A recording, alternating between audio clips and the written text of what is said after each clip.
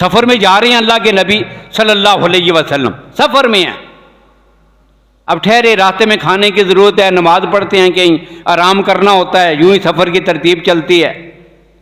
اب اللہ کے نبی جا رہے ہیں، ایک جگہ ٹھہرے، نماز پڑھی، کھانے کا انتظام کرنا تھا، اب ایک بکری ذبح کی گئی۔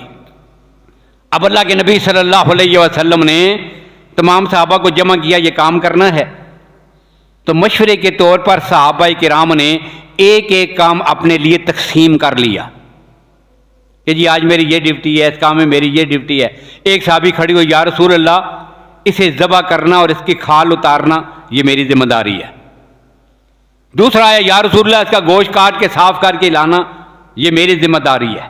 تیسرا صحابی کھڑا ہوا، یا رسول اللہ وعلیہ طبخھا، اسے پکا کے کھانا تیار کرنا یہ میری ڈیوٹی ہے۔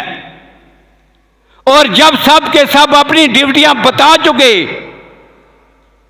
اللہ کے نبی نے بھی ایک جملہ ارشاد فرمایا تھا، فرمایا وعلیہ جمع الخطب، کھانا تیار کرنے کے لیے لکڑیاں چن کے لانا یہ آمنہ کے لال کی ڈیوٹی ہے۔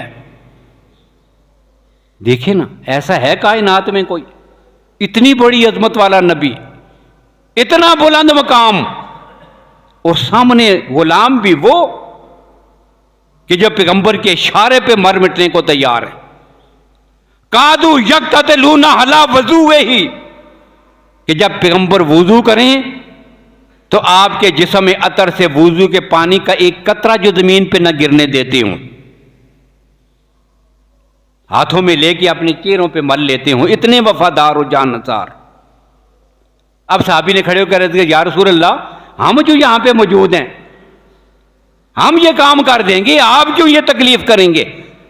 تو اللہ کے نبی نے فرمایا نہیں، میں بھی چاہتا ہوں کہ کام میں برابر کا آپ کے ساتھ شریک ہوں، لکڑیاں چن کے آج تمہارے کھانے کے لیے میں لاؤں گا۔